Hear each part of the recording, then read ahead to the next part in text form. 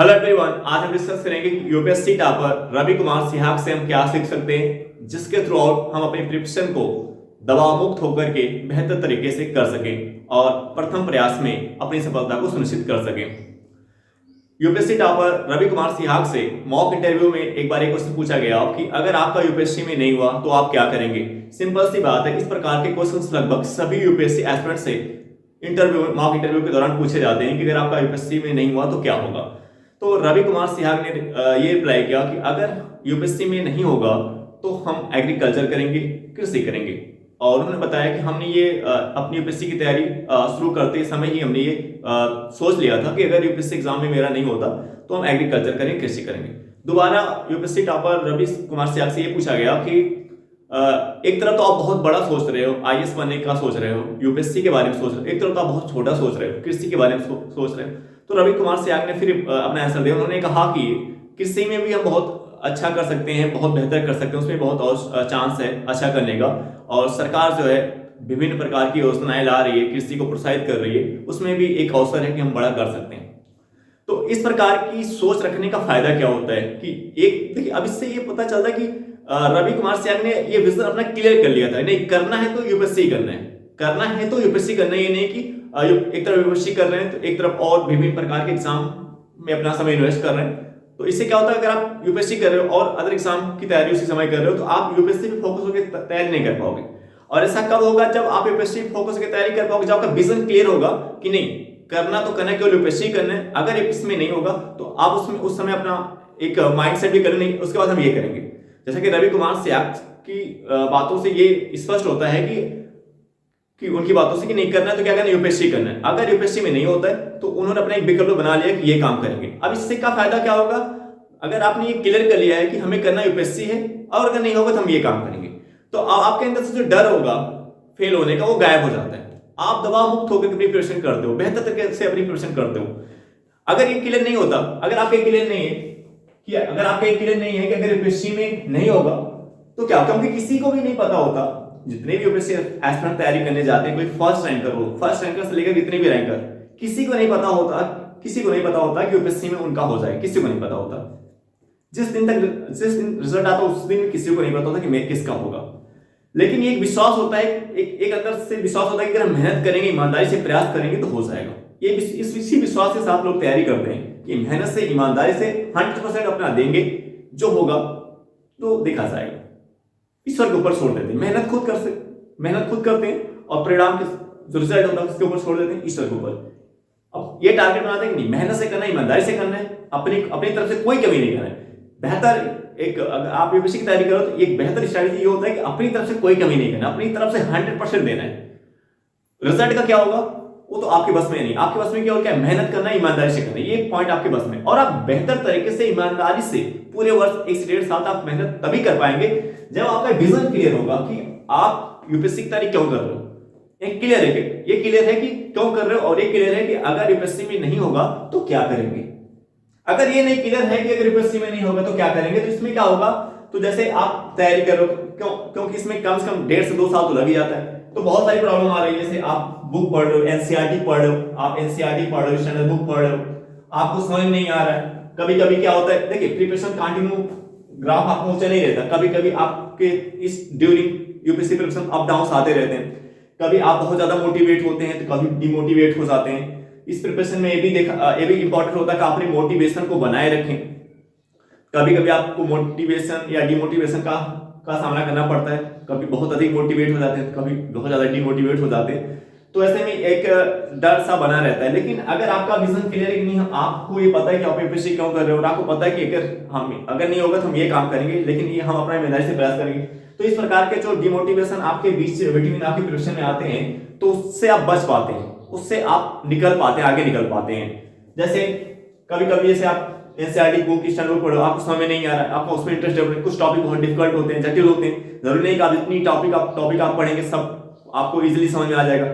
बहुत से टॉपिक होते हैं जहां पे आपको चीजें बहुत डिफिकल्ट होती हैं, काफी टाइम लगता है उसको अंडरस्टैंड समझने में। तो वहीं कभी कभी आप वहां पे कभी कभी क्या होता है, घबराहट फील होने लगता है, डर आ जाता है, अरे कैसे होगा, नहीं होगा, अब हमसे यूपीएससी नहीं हो पाएगा। इस प्रकार के डर बीच में आते रहते हैं, इस प्रकार की प्रॉब्लम्स आप फेस करते रहते हैं। और दूसरी तरफ आप टेस्ट फीस दे रहे हो, टेस्ट सीरीज आप दे रहे हो, इसमें भी आपका नंबर नहीं आ रहा है, टेस्ट सीरीज आप दे रहे हो, आप आपका नंबर इसमें नहीं आ रहा, तो फिर यहाँ से आपके अंदर एक डर आ जा रहा है कि इसमें मेरा नंबर ही नहीं आ रहा, तो कैसे यूपीएससी में होगा।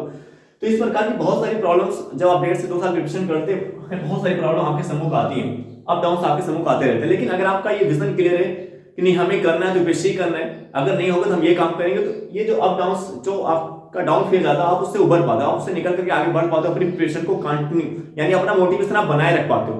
मोटिवेशन बना रहेगा तो आपका कॉन्फिडेंस ही बना रहेगा, आप अपने कॉन्फिडेंस को गिने नहीं देते हो, अपनी कॉन्फिडेंस को बनाए रखते हो पूरी प्रिपरेशन। और ये इंपॉर्टेंट होता है कि अपनी पूरी प्रिपरेशन के दौरान अपनी कॉन्फिडेंस को बनाए रखें, और अपने कॉन्फिडेंस को तभी बनाकर रख पाएंगे जब आपका विजन क्लियर है कि नहीं करना है तो यूपीएससी करना है, अगर नहीं होगा तो ये काम करेंगे। अगर एक क्लियर नहीं होगा, अगर आपका क्लियर नहीं है कि प्रिपरेशन नहीं होगा, तो क्या करोगे, इसमें आपके अंदर एक डर रहेगा कि होने का और ना होने का, नहीं होगा तो क्या होगा, इस डर से आप क्या होगा, इस डर से आप यूपीएससी की तरफ फोकस होकर नहीं कर पाओगे। इस डर की वजह से जब आपके अंदर एक डर रहेगा, क्योंकि विजन क्लियर नहीं है, आपके क्लियर नहीं कि यूपीएससी के नहीं होगा तो क्या करेंगे, आपका आफ्टर का प्लान क्लियर नहीं है, तो एक डर आपके अंदर बना रहेगा, और वो डर आपको यूपीएससी की प्रिपरेशन में आपको फोकस नहीं होने देगा।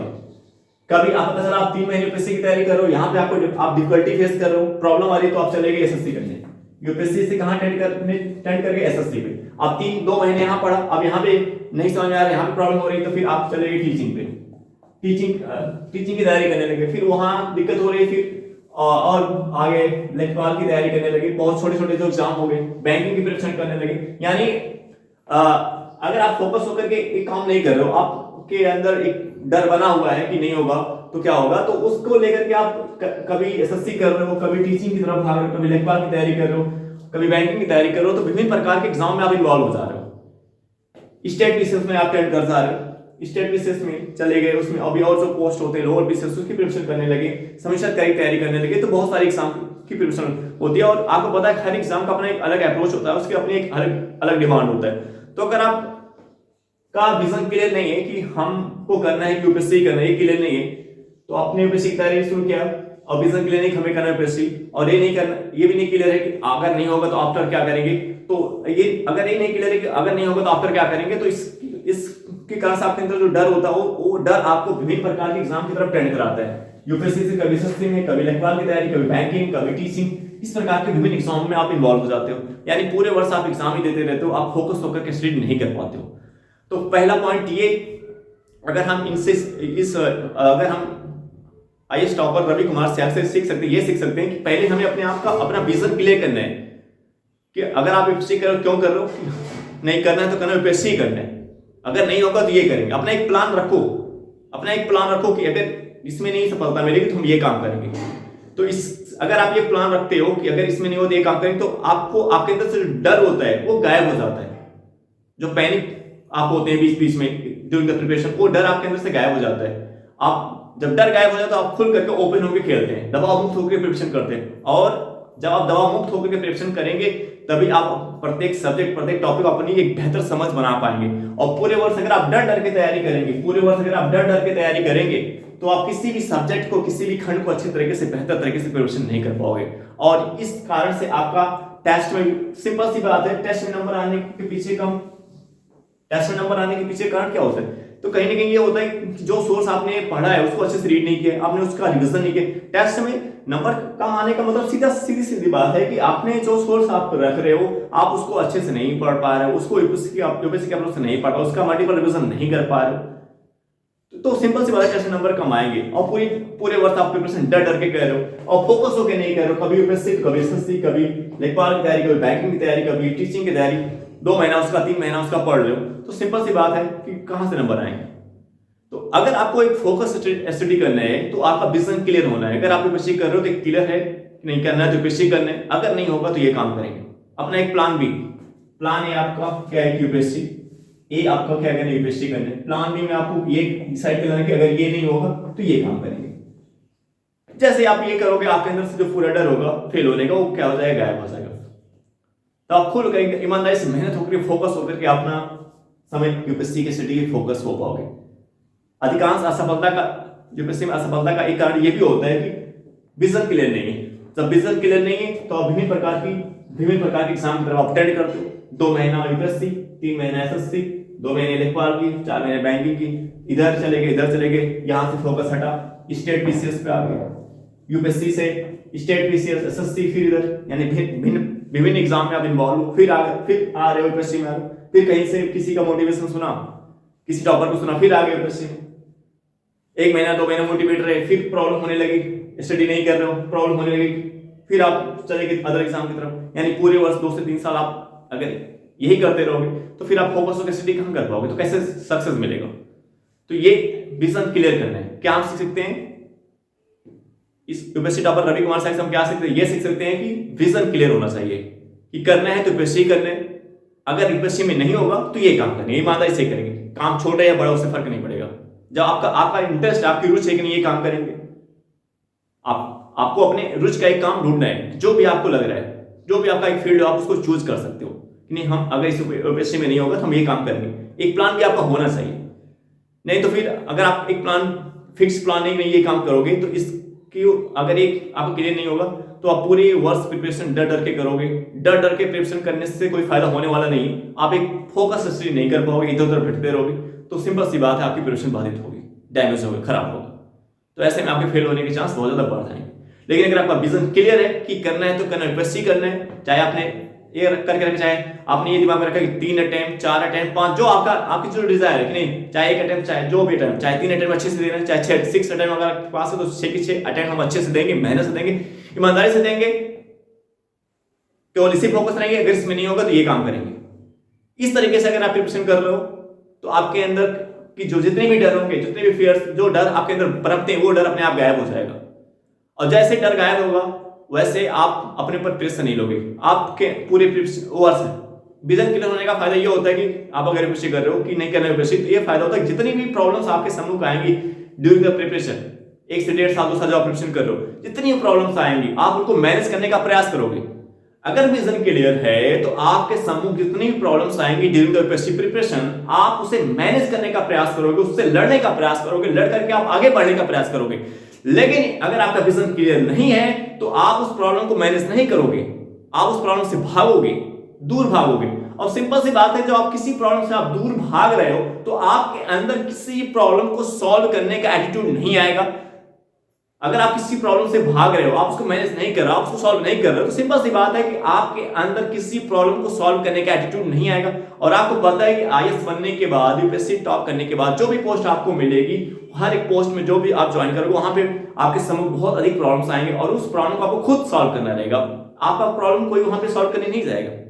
यानी ड्यूरिंग द यूपीएससी प्रिपरेशन, जो 1.5 से 2 साल प्रिपरेशन आप कर रहे हो, उस बीच जो सभी प्रॉब्लम्स आ रही है आप मैनेज कर रहे हो, उसको सॉल्व कर रहे हो, उसी से आपके अंदर एक एटीट्यूड आ रहा है कि आप लंबे समय तक अपने कॉन्फिडेंस को बनाए रख पा रहे हो। जो प्रॉब्लम्स आपके सम्मुख आ रही है आप उसको मैनेज कर पा रहे हो। यही सब एटीट्यूड आपके सक्सेस के बाद जब आप यूपीएससी टॉप करोगे, क्लियर करोगे, ये सब तो वहां पे काम आएगा ना। यही सब तो आप जो सीख रहे हो वह तो यूपीएससी आईएएस बनने के बाद वहां पे काम आने वाला है। तो लेकिन जब आप पूरे 1.5 से 2 साल जो प्रिपरेशन आ रही है, आप प्रिपरेशन कर रहे हो, तैयारी कर रहे हो, उस दौरान जो प्रॉब्लम्स आ रही है उसको आप मैनेज करने के बजाय आप भाग रहे हो, उससे दूर भाग रहे हो। और भागने के पीछे कारण है कि विजन ही नहीं क्लियर है क्यों करना है यूपीएससी एक विजन ही नहीं क्लियर है। इधर यूपीएससी 2 महीना यूपीएससी, 3 महीना एसएससी, 4 महीना वो इधर उधर आप भटक रहे हो। तो सिंपल सी बात है, प्रिपरेशन बाधित होने वाली। तो ऐसे में अपना विजन क्लियर कर लो। क्या हम सीख सकते हैं कि हमारा आईएएस टॉपर रवि कुमार से हम क्या सकते हैं, ये सीख सकते हैं कि विजन क्लियर होना चाहिए कि करना है तो यूपीएससी करना है, विजन क्लियर हो। अगर आप यूपीएससी की तैयारी करने जाओ, इतना पैसा खर्च करो तो एकदम क्लियर हो कि नहीं करना है तो यूपीएससी करना है। अगर चाहे आपने तय कर रखा है 3 अटेम्प्ट करना है तो 3 रखो, 2 अटेम्प्ट करना है मैंने 2 करो, 4 अटेम्प्ट जो आपको जो लग रहा है वो आप अपने अंदर से उसका आंसर, इस क्वेश्चन का आंसर अपने अंदर से जो क्वेश्चन ये उठ रहा है, कितने जो आपको लग रहा है, आपको अंदर से जो आपके अंदर आत्मा जो कह रही है कि नहीं इतने साल हमें 3 अटेम्प्ट, 4 अटेम्प्ट, 5 अटेम्प्ट, 6 अटेम्प्ट ईमानदारी से मेहनत से देना है। अगर आफ्टर डेट नहीं हो रहा है तो हम ये काम करेंगे, उस काम को चाहे कोई छोटा काम हो चाहे बड़ा, ईमानदारी से करेंगे। तो इस एटीट्यूड से विजन जब आपका क्लियर होगा, इस एटीट्यूड से प्रिपरेशन करोगे तो खुल करके खेल पाओगे, ओपन होकर खेल पाओगे, प्रेशर मुक्त होकर तैयारी कर पाओगे। और सिंपल सी बात है, जब प्रेशर मुक्त होकर के, दबाव मुक्त होकर के, खुल करके तैयारी करोगे तो आपकी हर एक सब्जेक्ट पे अच्छी पकड़ भी बनेगी और आपके अंदर जो 1.5 से 2 साल की प्रिपरेशन के भी जो सभी प्रॉब्लम्स आती हैं, उस प्रॉब्लम को आप मैनेज कर पाओगे, आप उन प्रॉब्लम को सॉल्व करोगे, आप उनसे घबराओगे नहीं, आप उनको सॉल्व करके उनको मैनेज करके आप आगे बढ़ने का प्रयास करोगे। ये फायदा होता है प्रेजेंट क्लियर होने का। ठीक है, तो आई होप डेट ये वीडियो आपको समझ आया होगा। अब हम आपसे नेक्स्ट वीडियो मिलेंगे। Okay bye.